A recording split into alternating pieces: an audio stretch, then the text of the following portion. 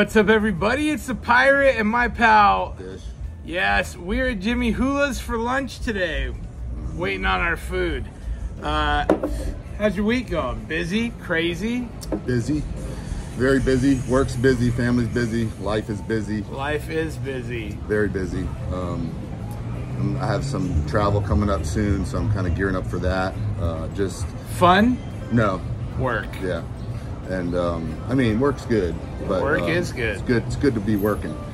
But yeah, so I'm honestly, I'm kind of like, we're like, once I get with my business, once I get to like, it's probably, I don't know with you, with what you do with your drafting and stuff, but with me, once I get to like the middle of November, we're kind of done.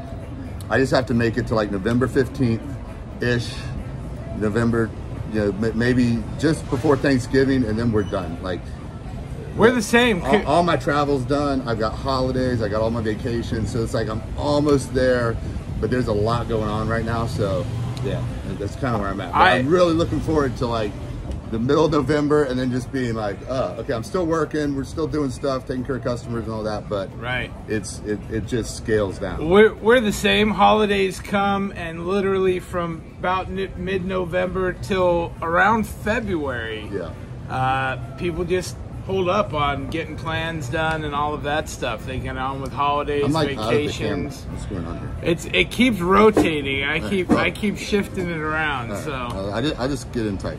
Yeah, we're in tight. So what do we want to talk about today? Well, okay, so you got something on your mind. I do have something on my mind, man. I got something on my mind. So, you know, so this hat right here, right? Yes. This hat, okay? Yahweh, right? Yes. And it's the covenant name of God, right? Of our Creator, Jesus Christ, Yahweh. I only just learned that from a reel on Instagram. Right, the breathe in, breathe out. Yeah, yeah. Okay, so I say that to say we're in voting season, right? Yeah. We're you know, it's getting serious. It's November 5th is coming. It's here. Right, and people are voting now. Right, people are voting now. Yeah. And so, you know, in some ways for me, Ben Carson said it the other day, it's the lesser of two evils. But unless Jesus' name is on the ballot, right, it'll always be that looks 3 awesome. killers right here. Thank you very much. You get 3 tacos? I got 3 tacos. Man. 3 tacos. So unless Jesus' name is on the ballot, right, it's always going to be the lesser of two evils. But right now, we have one choice. Okay? Yeah. We only have one choice. And it is time, right? Trump has been saying, he's been saying, too big to rig. Right. Now, I know that you have a lot of thoughts on the rigged election. I do. We can't win, all these things, right? But we can win, and we cannot discourage people into thinking, oh, they're just going to rig it, so you don't vote. It don't matter. That hat's awesome. Right? I'm just going to say. Yeah, man. 45, this is like 47. Yeah, it's the veteran edition. That is official. Right, exactly. Wow. But we cannot discourage people in thinking, oh, there's just nothing we can do because it's just going to be like 2016, 2020. Right. It's not going to be like that. It's going to be a freaking red wave because this country is pissed. They are upset. I mean, I've been watching all these videos of all these like Gen Zers and just millennials and all these people, and they're talking about things that I'm like, I'm stunned. I'm like, these people are making sense. They're like, I mean, people are moving over to the conservative party. They're moving over to the Republican side. They're not even moving to the Republican side. They're just saying, they're moving to Trump. They're saying, Trump's my man. Yeah. And I believe it's going to be a red wave, but we have to encourage people to vote. We cannot just take it for granted. Now in Florida, we're going to clean their clocks. Right? We are. I think we'll probably win by 8 to 10, you know, something like that, well, I mean, which is a huge number. And I actually trust that DeSantis will give us a fair numbered election. I mean, this is a big part of my concern is there are those states where they're already saying they're literally loading the polls, not the polls, but the voting stations full of Democrat and Democrat-friendly right people. now, okay, this is on a national level, okay? This time last year, right, on a national level, this time last year. This is my tacos. 8.1. Oh, yeah. Yes, hey, thanks so much. You're welcome. Anything else I can get for you guys? No, that'll do it. Good. Thank you. Good. Okay. Ooh. This time last year, Biden led by 8.1 points nationally, right? That's what the polls say. Right. Right? Which currently, nationally, Harris leads by 0.2 on average, and she's about to lose it. Within the next 24 hours, nationally, according to the Real Clear Politics average, Trump will take the lead. Well, nationally, right? He's going to take the lead from Harris. I think we all know these polls are BS, first off. But they're always skewed to the left. They're always skewed to the left, 100%. Right? So for Trump to be within a point of a national lead, and he leads in every single battleground state, every single one. He can, I mean, if you throw out all the toss-ups, he's going to win 312. It has to be too big to rig. We need and you have a lot of viewers all over the country, right? So in Florida, we're going to take it. We're all going to vote. It's going to be a landslide. But there's places like Georgia, Wisconsin, Michigan, all these other places that matter. And you know, I have a lot of Christian brothers and sisters that don't even vote because they say, well, you know, I can't vote for this evil, corrupt system. Well, it's like, the Bible says that God installs kings and then uninstalls the kings, right? That if he's sovereign over everything, I mean, what? I don't understand it. Well, and if you're against killing babies, then you don't have to love a person. I mean, you don't have to love the politicians, but at least have some laws that make sense. And you're only going to have laws that make sense if you put people with common sense in office. I take a bite of your taco. I've got to take a bite. I'm fired up, man. We're close. We're taking it back. He is fired up. Now listen, I have long said it was stolen in 2020. It'll be stolen again this year.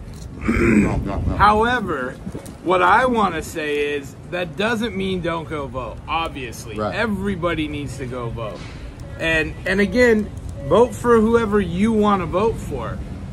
The problem is that too big to rig when they shut down those states and say, oh, he's about to win. Guess what? We're gonna count these votes and it's gonna take a month. Yeah. The fix is in. I mean, if it's not blatantly obvious that it never happened till last year and now it's gonna happen, or till last election, now it's gonna happen here on out. Pirates are being diplomatic. I'm not gonna be diplomatic. Do not vote for Harris. You're a moron. Vote for Trump. That's it. That's it. It is. It's Don't vote for whoever you want to. If you're ridiculous. So dumb to vote for her, I'm sorry. I'm not going to be like, it's okay, just get out and vote. It's all democracy. It ain't democracy. You vote for her, you're getting rid of democracy. 100%. 100%.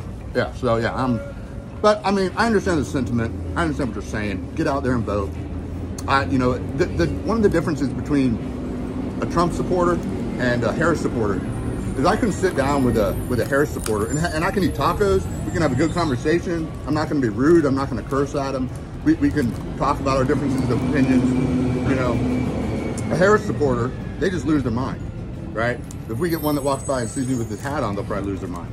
Yeah. And that's just how they are, you know? Because they're not about freedom. They're not about freedom of speech. We're getting looks with that hat on. It's happening. Yeah. Well, I agree. It's not rational. They've driven it to be that. They've created it into that. This is home turf. We're in Trump territory right here, buddy. We are. No, I agree. This has been fabricated by the establishment to make it that. These are pretty good. They are good. Yeah. Yeah. That's a good looking. I don't even know what that taco is. I've never had it. Look, there's a lot at stake. I think things are going to get real weird and real hard for a lot of people, and I already think they are. I mean, we know that already. Get out and vote. I mean, that's all I can say to do it. I mean, we already know most of the people that watch this big to rig are mature people that are into what we're into, and they get what's at stake. I think we all do. Well, we're not the issue. Encourage your friends, your family to get out. I know my wife. I think we're preaching to the choir as far as most of the people listening to us probably agree with us, you know, politically, religiously, all these things.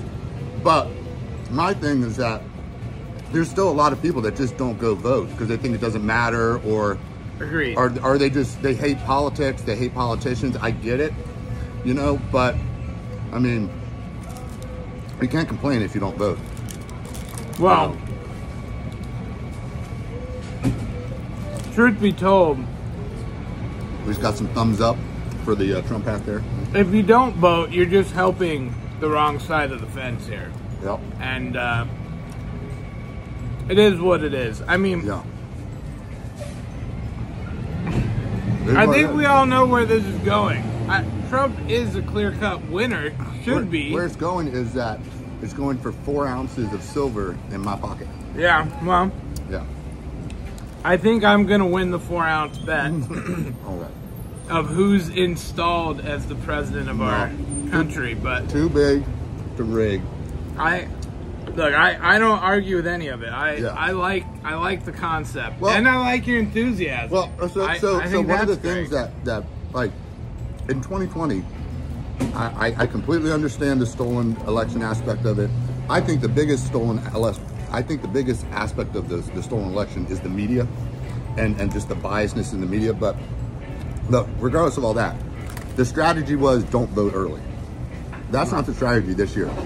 Conservatives and Trump supporters and Republicans are out there voting in droves early, and the numbers are looking huge. And the Dems are lackluster, and they're losing people. They're hemorrhaging people. They're losing the Hispanic vote. They're losing black men. They're losing. I mean, they're losing everybody. You got Obama out there talking down to them. I mean, and they're like, "Nah, you ain't gonna talk to me like that." You know, they're completely disrespectful. Just ridiculous. Well, it's happening, man. A red wave is coming. Cheers to a red wave. That's I'm for it. So we're hoping. Look, I really hope. I mean, this is the world we're leaving our kids with. So, well, on some other news, 27.30 gold, 33.63 silver. That's crazy. And it hit 34 something yesterday, and then came back down. It sure did. But I'm fine with it. It's gone up way too quickly, you know. But what do you think about all that? Well, I think there's volatility in the world. I think it's being bought en masse by other countries, BRICS countries, any country that's smart is trying to back. So I'm not surprised. I think we've been saying this for a long time. What I find interesting is everybody's like, oh, silver, it's so high, all-time high. It's not. It's not even close to an all-time high. No. And the reality is... It's not an all-time high on just raw numbers. And then if you adjust it for inflation, it's not even close to an all-time high. And go 100 years ago, we were literally at a 8-to-1, 12-to-1 ratio, silver to gold. So, you know, if we're trying to make up that difference, we're not even close to an all-time high. Yeah. Do I think it can go higher? Absolutely. Do I think it will? Absolutely. You know, it gets tough because as you go to sell, and I've priced it out myself, you know, they're not offering $2 over spot or $1 over spot or even spot. Like right now, generic if you're trying to sell generic silver, you're getting offered $1 or $2 behind spot. If you're trying to sell American Eagles, most places are offering you spot. But if you're selling generic and you're getting $32, it's still up. It's still up. Obviously, you should have gotten into that stuff back at $20, $25. Of course, So the guy that bought it last week and then wants to sell it now, it's like, no, man, you gotta wait till it gets to 40 for you to be selling it. But everybody else should be fine. When the time comes and silver hits 100 an ounce, they'll be buying it back at probably 70. So that's what I'm saying. I don't think so. Well, I mean, if it went, we will definitely talk about this if it comes. If it went up to that like overnight, I think it would. I think you'll be right. Right. But it's going to creep up, you know, here or there. Excuse me. Yeah. So I do have some thoughts on this though, because I called around a few places. You were looking to buy? No. Sell. I called around to see about selling. Right. I kind of let's see what happened. Call around to some people. Right. Different shops that I've gone to, and the lesson to be learned is, like, if I go to my one guy, I mean, it don't matter what you go in there with, right? You can go in there with rolls of buffaloes, and he will buy them from you that day. You can go in to buy rolls of buffaloes, and he will sell them to you. You know, assuming he has them. But stuff like that, you know, when you're doing large transactions, I'm not doing that. I'm just saying as a frame of reference, right? Large transactions, right? You call ahead, and you arrange those things. You don't just show up out of nowhere. Sure. Right? If you're taking any quantity. But I call around on some small quantities. Like, hey, I got a couple 100 ounces of silver. Right. You buying? Well, I got to get some more money in. And I'm thinking to myself, I got to get some more money in.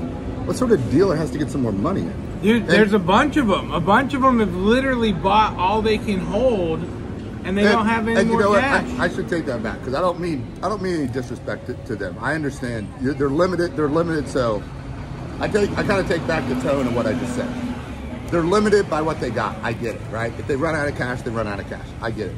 But I guess my point would be that you need to build relationships with dealers that can handle volume, right? And that can handle the ups and downs of the market, that it doesn't phase them. You know, like, you know, I'm not going to name the shop because I don't want to call somebody out, but there's a real little shop we went to one time, you and I, real small shop, right? I know if you pulled into that dude and came in with 100 ounces today, there's no way you're getting it. I'm not even sure you could try and sell him 50 ounces today. If he had 50 ounces, he would sell it to you. But to me, the relationship as to be your own bank means that you have to build relationships with people that can handle your stack. But to be fair, but some people then they complain that, oh, this dealer, it's like, well, you're dealing with the wrong dealers. But to be fair, that particular dealer you're talking about, he has money tied up in antiques and this and that. He's not just a straight up dealer, right? No, whereas if you go to Vermilion or somebody like that, like they'll say, we're buying all the time. We won't ever stop. To me, is a great example of a dealer to deal with. Right. Because, fantastic. Yeah, I mean, no, they're the type of, that's what I'm talking about. Like, so it might be that you have to say, okay, when it comes time to sell, I have to have a network that's a bit out of where I live. It's not down the street. I got to drive 3 hours to get there, or and they're only about 2 hours from us. But if you were trying to move, I'm confident they could cut you a check for 100 grand. But when people talk about like, oh, prices are up, no one's going to buy it. It's like there are people that will buy it. There will always be buyers. But you have to have a network of people that you buy and sell from, that you build those relationships with, that can handle your stack. And if your stack is just like something really small, nothing wrong with that. If it's a modest stack, then you can say, all right, this sort of dealer is appropriate for me. But I mean, I know there's some huge stacks in this community. I mean, people with 500, 1,000, 2,000, 5,000 ounces of silver. I know many people, they don't talk about it, they don't show their stacks, but I know they have large stacks. Right. And I also know they buy from these small little dealers, they buy online all the time. And it's like, you got to build some networks of something other than that. You need to know a money man. You need to know you can walk in and if you need it, you know? I know several smaller dealers out in Daytona and such. They literally, if they gotta pick up something around 5 grand or 10 grand, they got to put a call into somebody. Right. And to their credit, they do have those relationships. They can get that money put together, but they don't have it on hand. They couldn't just cut a check. And I don't have anything like, hey man, all those small businesses, everyone's doing their thing. Like, I'm not hating on them. What I'm saying is the stackers we need that community who are complaining that, oh, who's going to buy your silver at this price or that price? And it's like, yeah, because you're right, he's not going to, and he's not going to pay up because he can't afford to take that risk, you know, because look at the size of his of who he is, you know. So you have to understand that you have to build, you've got to build a network of. Vermilion's a great example. There's quite a few in Florida that are big time buyers that you can absolutely move large. And I'm not talking like me, like I'm using large volumes. I'm talking about the community, the guy that's like, hey, when it hits 40 bucks, I'm going to sell 1,000 ounces. But who are you going to sell it to? You have to already have that network. Like I said, I don't doubt for a second Vermilion can cut a 6-figure check. Oh yeah. And not even bat an eye, which that is nice. You want people like that. Now with that said, the last few times I've been going to shops, they don't have any gold. They got an awful lot of silver in the case. They don't have gold. That's just the small shops. Vermilion's loaded with gold. They just put out their thing on Instagram and it'll load. The only thing they didn't have was... It's true. And I think that's probably commensurate with the level of money that you've got in play. Yeah. They probably have millions in play. Most small shops have, you know, thousands, maybe tens of thousands in play. And so that is the big difference for sure. I thought I had a third taco left. You ate them all. I have tacos. I literally, my brain was about to... I don't even know how you ate all three while we've been talking this whole time. Holy smokes. I got all fired up, man. They got all fired up, man. He's pumped. I am, man. Well, look, let's do a couple of questions from the jar. All right, what we got? Gold and silver's up. That's exciting. Pulling out. I don't know. These are random questions. Some from you guys. Some I came up with off the top of my head.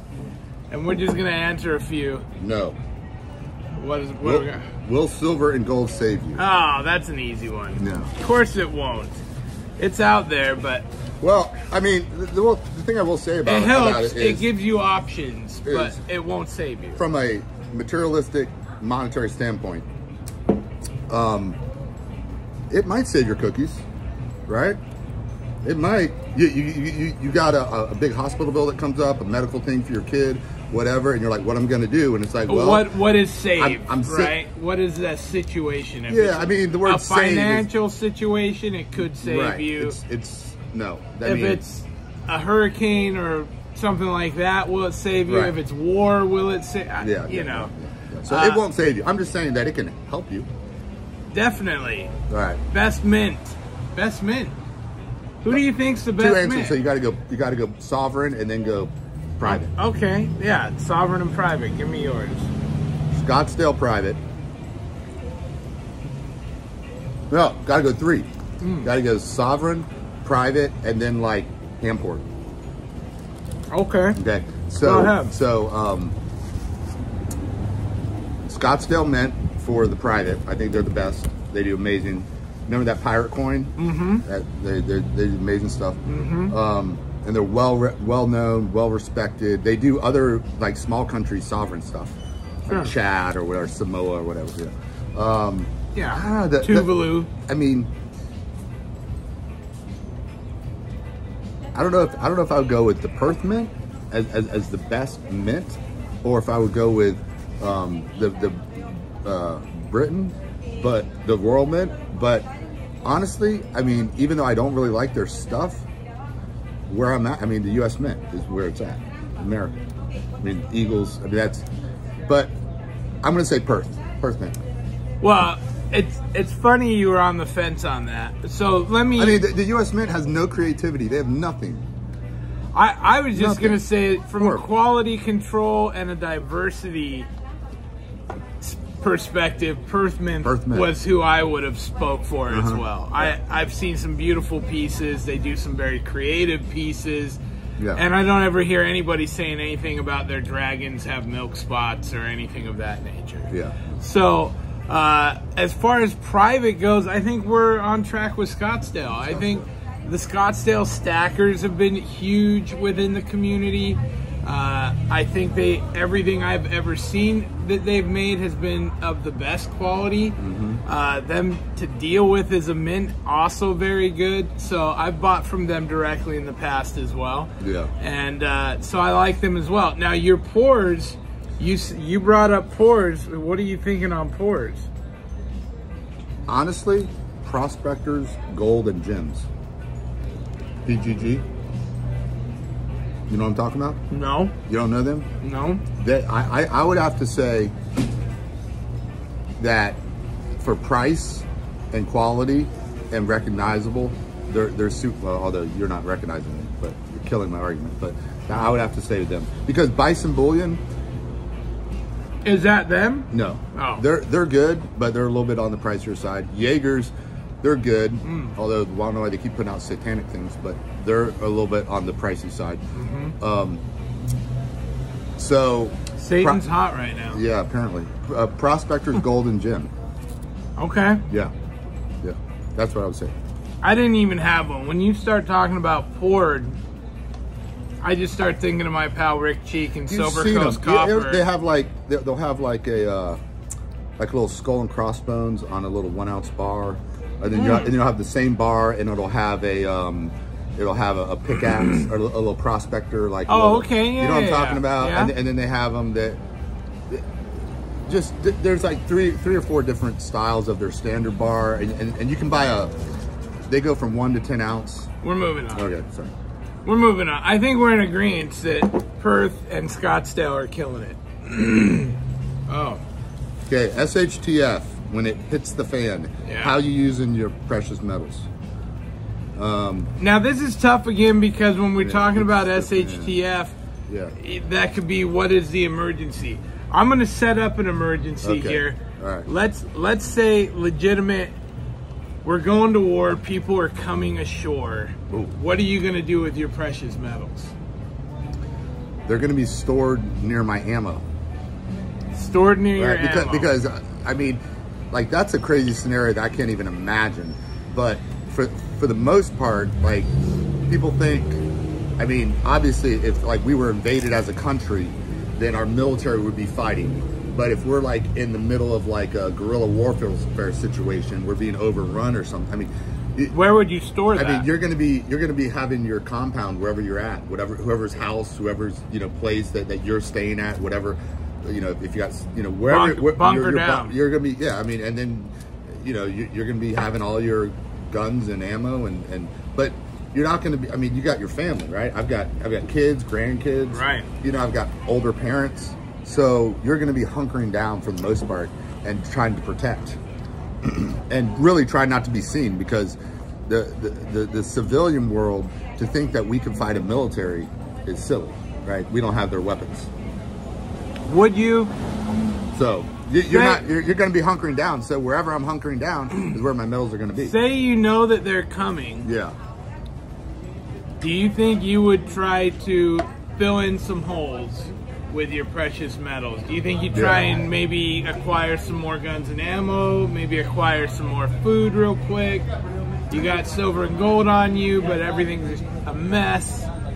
Do you think that's something you would ever bother with, or do you think you just stash them for now, figure it out later? I think stash it and figure it out. I mean, ideally, I've got plenty of guns and ammo. I mean, do I have enough for a war? No, nobody does. You know what I mean? Like, that's what the military's for. Right? I was in the military. That's what you train for. You got unlimited supplies. But civilians just now if we're like part of, like, the government starts turning us into part of the militia or whatever, or some sort of, you know what I mean, to fight the, like, I could imagine. I mean, like Red Dawn. Yeah. You know what I'm saying? I mean, the metals ain't gonna do you much. I'm not sure if people are gonna be willing to barter their food and their ammo for your metals. If everything hits the fan like that, I think the best thing to do is hide them. Right, store them for after, and then you got them. I'd bury them around. I'd put caches. I'd spread it around. Yeah. I think that's probably the best idea. All right, we're moving on. Yeah. You can only eat one for the rest of your life: beef, pork, or chicken. Beef, pork, or chicken. Only one for the rest of my life. Rest of your life. Pork's got bacon, ribs, ham, pork roast, pork loin. Chicken. Chicken breast. That's the worst. But that's the worst answer. But if you're only gonna eat one of those, are you just trying to like be the pork slim? And the beef? Yeah, exactly. So to be healthy, the chicken breast would be the healthiest, and then I can get other flavorful foods through fish and things. Because you didn't say fish, I can still eat fish. You can still eat eggs. No, you can't. You said those three. Yeah, beef, pork, or chicken. You don't get any other meat. Ever. No other meat ever. None. Oh, chicken. What about, well, what, can I eat eggs? No. Yeah, you could. Okay, well then chicken. I'm good, because I can get all my healthy fats from eggs. I think I'd go pork. Pork, you'll be dead. If all you eat is pork. Pure flavor. Your arteries you'll be a solid. Pure flavor. You'll be a solid. Sausage. Sausage. I love pork. Yeah. I mean, hey, I like some pork. Let's do a last one. All right, we'll wrap this up. This one. These are ultra random. I feel like some are better than others, for sure. Oh, this one's good. All right. Best channel under 500 subs. Now I'm having to think of some of the small channels I watch. Oh man. So I'm gonna give a all time, and then I'm gonna give a currently. Right. Okay. So, all time, Bricktown Silver. Right. He only had like 300 subs ever. All time, Bricktown Silver is the greatest. I wish every single one of your subs would go sub Bricktown Silver and instantly take him to 5,000. He's still not making content, but maybe it would draw him back into the community. And then I'm at a toss-up between the dissident aggressor, no, I'm sorry, the ordinary man or the Kansas Kid. Is Kansas Kid under 500? I thought he was. I thought he was like 300 and something. Hold on, let me check. I think he's like 620 now. Really? I think he's been he growing. Blew up on me. Really? The Kansas Kid. Let me see. The Kansas Kid. I recently found a channel. Oh, you're right. Okay. He is at 689. You're out of here. Out of here. All right. So, ordinary man. I'm going to go with Blue Collar Stacker. I just started watching this guy, a couple videos of his, and he is entertaining. I like his channel. So Blue shout Collar out is a cool dude. Yeah, shout out to Blue Collar Stacker. There's a lot of, it's, you know. I think he's the average Joe or something. Obviously, it goes without saying, just because you don't pick your name doesn't mean you don't like you. But we're You're my obvious number one. Right, I noticed you did not pick that. You're my obvious number one. It went without saying. I assumed everybody knew that. Obviously. You're always big channel to me. Again, he was huge. When I came on the scene 4 years ago, he was the man already. A couple thousand subs. Well, look, lunch has been great. I hope you guys enjoyed the show. You didn't even finish your tacos. No, I gotta wait. I'm ringmaster here. I'm doing all this. Get out and vote. Yes. Most places have early voting going on. Too big to rig. Yeah, let's do it. Fish needs 4 ounces of pirate silver, and the country needs Trump. Let's get everybody. The country needs Jesus, but can't vote for him. Let's get everybody out there, and truth be told, if it does not happen, something's got to happen. It can't be complacent, and I don't know where that leads to, and I'm not saying this or that. I'm just saying something has to. Wins, something has to happen. Something has to happen. Oh man! If it's an obvious scenario like 2020 was, I feel like we can't just sit back and go, oh, they did it again. Yeah. They got another one from us. Oh well, I guess 2028. Yeah. Trump 2028. Right? All right. No. Thanks for watching. Get out and vote. We'll see you guys next time. Pirate, Fish. We're out of here. Arg.